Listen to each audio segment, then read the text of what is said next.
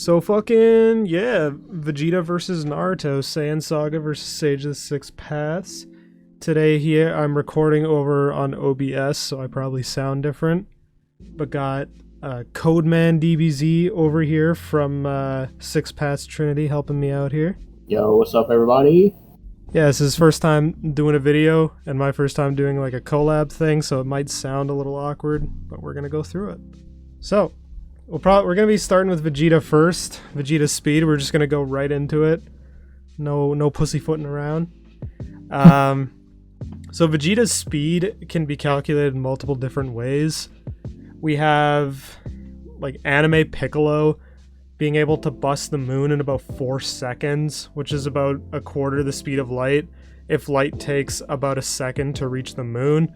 Raditz being just a bit more than 4 times Piccolo, and then Vegeta being 12 times stronger than that Raditz, and your strength increases with your speed in Dragon Ball as said by Vegeta himself, making this a lowballed speed of 12 times faster than light in base and 120 times in Great Ape when using linear scaling.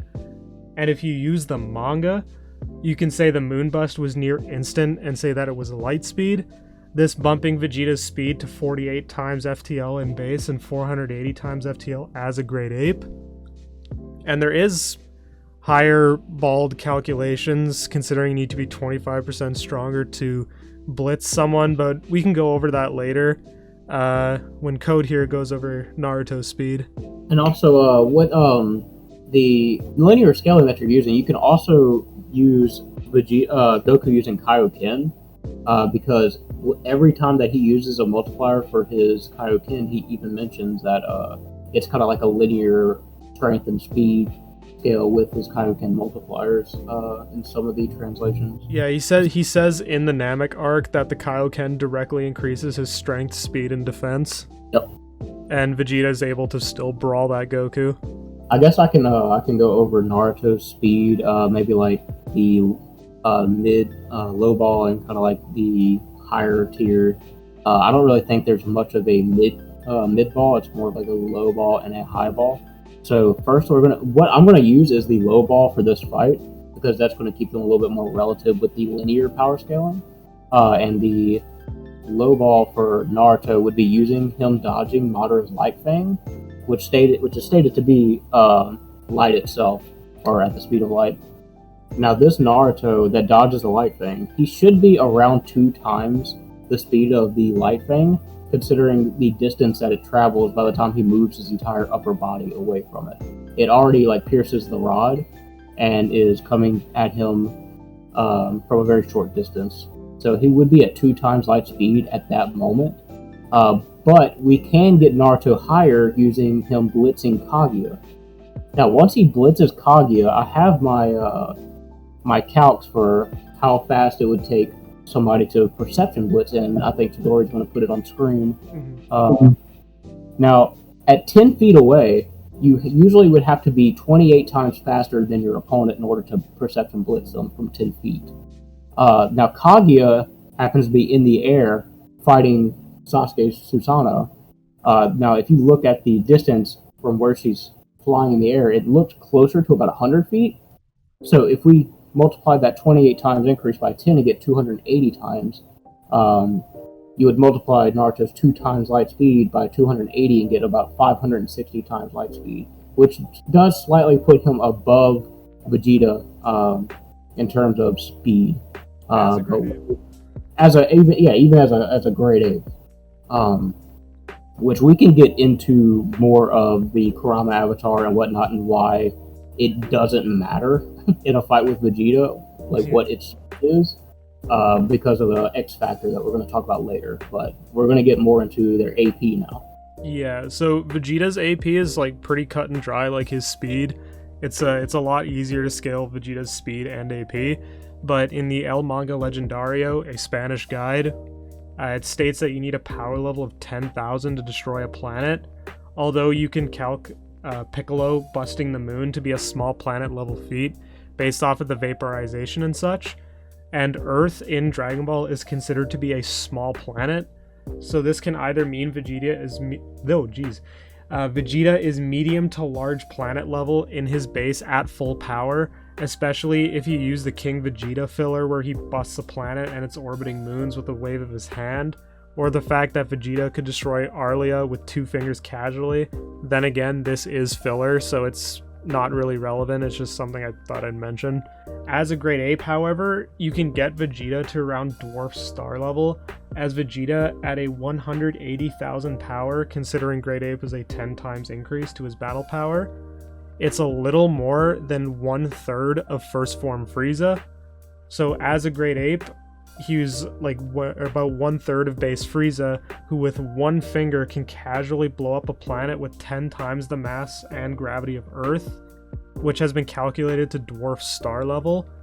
And there are calculations that put this in large star ranges using the GT planet-plant scaling, although this would be more of a highball. So overall, this gives Vegeta medium to large planet level power in his base, and dwarf star to star in his Great Ape form. And at this point in the series, you can argue power levels aren't even linear, so this 10 times amp to Vegeta's power level might be a bit of a lowball, considering that a human can have a power level of 5 and Master Roshi at 180 can blow up the moon. So you can argue that power levels at that point aren't linear, so this is a bit of a lowball, but it's also more consistent than anything else. Alright, so we're going to get more into Naruto's AP. We kind of have to scale off of the Jubi. Considering the Jubi, by the shinobi that were monitoring the sensing sphere, they stated that the Jubi is like a small planet, which was almost the same size as the planet Earth, their own Earth. So if the Jubi is around the same size as Earth, maybe a little smaller, Jubito should be higher because he is a Jinchuriki that can focus the chakra of the Jubi. Then you have Jubidara, which gets multiple times stronger as he gains his eyes and the God Tree. Just getting the second Rinnegan, you can move from 1 Limbo clone to 4, so the second Rinnegan, bare minimum itself, you could argue is a 4 times multiplier. And then you can stack the third eye on top of that. That should get Jubidara around medium planet. Now, the Naruto that Blitz Kaguya is obviously, like I said before, about a 280 times increase to the Naruto that was fighting those Limbo clones, bare minimum, because Naruto is also learning mid-fight and getting stronger mid-fight as well. But it definitely takes him a lot longer than someone like Vegeta. So that Naruto should be around large planet if you scale him using that multiplier that he got amped mentally when Obito died. Now you could argue when he absorbs nature energy, he could get up to that dwarf star level power. You could argue that, but Naruto really doesn't use that much in a fight until he's really pushed to the bitter end. So we're going to talk about how that's not really going to be an option for Naruto at the end of the fight. But we can start talking about how the fight would actually go down if Chidori is ready for that. Yeah, so this all kind of depends on how fast you think base Vegeta is, and just kind of Naruto when he's base fighting and possibly not using Boil Release. Because some of the Speed Blitz stuff you could argue is related to Boil Release, although you can't really tell. I don't know if you want to go into that. Yeah, the Naruto with the Boil Release, when he blitzes Kaguya, for example, we don't know if he is using Boil Release to amp him at that moment.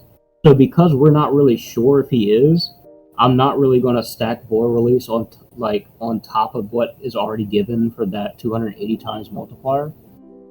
Just to be safe and give it like a relative speed to Vegeta, because if we did stack Boil Release with like amplifies him many times over, he might just blitz Vegeta and the fight is a non-factor. But so because we're not sure, we're not really even going to like put it in there as of right now. So yeah, because if we have Vegeta at 480 times FTL and Naruto is at like 560, then it's only a 1.2 times increase roughly. So that's not enough for Vegeta to get blitzed, or just blitzed outright. And the fact that Vegeta would just get stronger mid-fight, which would increase his speed as well. So unless Naruto can end the fight extremely quickly, then Vegeta is just gonna slowly outlast Naruto and just get stronger. Because even all the way later in Super, Saiyans within a couple minutes are already so much more powerful than their previous selves. And Vegeta or Frieza even says on Namek that Saiyans have like infinite potential and they grow super fast during battle. So, but then again, if you use a highball Naruto, you can use a highballed Vegeta. So I know you did the calc for it, where it's you have to be 25% stronger than someone to blitz them, going off of Kui and Vegeta, as Vegeta was like 24,000 and Kui was 18,000, and it's about a 25% difference. Yeah, so if you use the exponential power levels and you use like the 28 times like perception blitz multiplier, and you give Vegeta like, if you calculate each like blitz tier above Raditz, like how many blitz tiers it is, that would actually put Vegeta at 13 billion times light speed in the Saiyan saga, which is not really right unless you use like the anime filler. Unless you use the anime filler with the spaceship and stuff, so it doesn't really work. But I know there was a more conserved calc that you did for it, where it was just a 25% and then 28 times, and it's like 300 times FTL in base and then 3,000 as a grade ape. I can throw it up on screen, but if you highball Naruto, you got a highball Vegeta. So a highballed Vegeta being 3,000 and then possibly 13 billion. So it just gets to the point where if you start highballing these characters, you can get Naruto to like 24,000 or 30,000 times FTL, and then you can get Vegeta around that level, or 13 billion. So it's like, it's way too inconsistent to use those calcs. Right, so, and the 24,000 for Naruto is basically scaling Naruto from basically like Kid Kakashi cutting a lightning bolt, and then every blitz tier ahead of getting all the way to 6 past Naruto, it would eventually get to 24,000 times light speed. But again, I think it's a little bit more consistent in this fight to just use the Madara light thing. Yeah, and then using the say like Piccolo being light speed with just a random throwaway blast, and Raditz being able to casually react to it, and then Vegeta being 12 times stronger in terms of power level. And so either Raditz is 1 time FTL or 4 times FTL. So yeah, it's definitely going with that line of scaling makes the fight a lot more, like, I don't know, appropriate, if this is the right word. Right. But yeah, so in terms of how the fight would go, we've already kind of started on that a little bit. But yeah, in my opinion, mostly just comes down to who can outlast who, which Vegeta, just within a couple minutes of fighting, would just be able to grow stronger. And that's not even mentioning the fact that he could possibly amp himself with the Gallic Gun. Because if you go off the fight with Goku, when Goku's using Kaioken, he has to use Kaioken times 3 to match Vegeta's Gallic Gun. So if you take Goku's power level, oh my god, I'm like having a stroke. If Goku with his 8,000 times power level jumps into Kaioken times 3, that puts him at 24,000, which is above Vegeta. And when you're using Goku against the fight against Raditz, he jumps from 300 to 900 when using the Kamehameha. So it's roughly a 3 times increase off of that. So you could argue that Vegeta's Gallic Gun is like a 4 times increase because Goku needed Kaioken times 4 to be able to surpass it. So yeah, you can argue that Vegeta gets a 4 times boost when using the Gallic Gun. You add that to grade 8 Vegeta using the Gallic Gun, which he can do. Which would then put him over base Frieza by like 10k, or first form Frieza. So yeah, that's if you're counting the Gallic Gun as an increase, which it kind of is, going off of Goku's Kamehameha being an increase. So we were talking earlier about like Naruto's hexes, and it's like he mostly just kind of brawls and uses the elements and his clones. But we were talking about the True Seeking Rods and how they're made up of every nature energy, and they basically change their nature or whatever to just counteract whoever they're fighting, and it also attacks the soul. But we know that in Dragon Ball, strength just kind of negates hexes, as we saw with Vegeta resisting mind control, Goku being able to resist Hit's time skip. Like Jiren was like broke through the time skip. Yeah, and then Goku also like broke through the time skip during the tournament. Yeah, with the Kaioken times 10. Yeah, then Jiren like broke through hits like Time Cage, like his ultimate like hacks move. Yeah, which like freezes time around the opponent. And then we've also seen that if somebody has a higher power level than you, or if they're like a certain amount stronger than you, then they can resist things like the Hakai, which also like erases your soul and like, you know, erases you from existence. Ki in Dragon Ball being made up of mind, body, and spirit energy. Spirit also by Oxford's definition being like interchangeable with the word soul. So it's like Ki uses basically the exact same aspects as chakra from Naruto, because if I'm not mistaken, chakra is mind, body, and spirit, and then Dragon Ball is literally the same with its ki. Right, and the only reason why we say like the spirit for the chakra, they were talking more mental and physical, but the thing about the spirit is that we know that it is linked spiritually between beings, just like going from in and out from like the afterlife and whatnot. So it does have a spiritual nature to it. Yeah. And the reason why we're talking about like the Haxes with like Vegeta overpowering the Haxes or Dragon Ball characters, kind of going back to like what I was talking about before. Naruto doesn't really absorb a lot of nature energy that could possibly get him to Dwarf Star or like approaching relative to Vegeta, because like he doesn't use it until like a last resort, like when he used it against Sasuke for Indra's arrow. So with that in mind, Vegeta just should be stronger than Naruto, and even growing stronger during the fight, which would basically make the True Seeking Orbs pretty much useless as a Hax ability to use. Yeah, because you can make the argument that since the True Seeking Orbs, like, you know, attack the soul, that Vegeta, like, again, someone with a higher power level can just resist those things. Even before the Saiyan Saga kind of, like, officially started, they were talking about trying to wish the Saiyans into a star so they just die or something, and Shenron's like, no, I can't do that, they're too powerful. So even, like, reality warping hacks just don't work, or I don't know if reality warping's the right word, but certain hacks just do not work if you just have like a massively higher power level. So Vegeta was literally turned into a piece of candy, and he just did not care. I think the argument for like the Vegito thing is that it's actually a Vegito hacks alone, and that not anyone else could do that. But then again, that part is even contentious as well. All right. Basically, going by the scaling we provide, it basically just comes down to whether Naruto can put down Vegeta fast enough or figure out that his tail is the weakness, because if Vegeta is going to be physically stronger and only like 1.2 times slower, he's just going to close that gap literally within a few minutes. Yeah, I will say, and that's the thing. I will say Vegeta will grow stronger. How the fight would most likely go down is that Naruto is very strategic with how he fights in comparison to Dragon Ball characters for sure. He's definitely going to get a lot of hits in on Vegeta at first, especially with his speed being slightly faster. So he's definitely going to get hits in. He's going to damage Vegeta.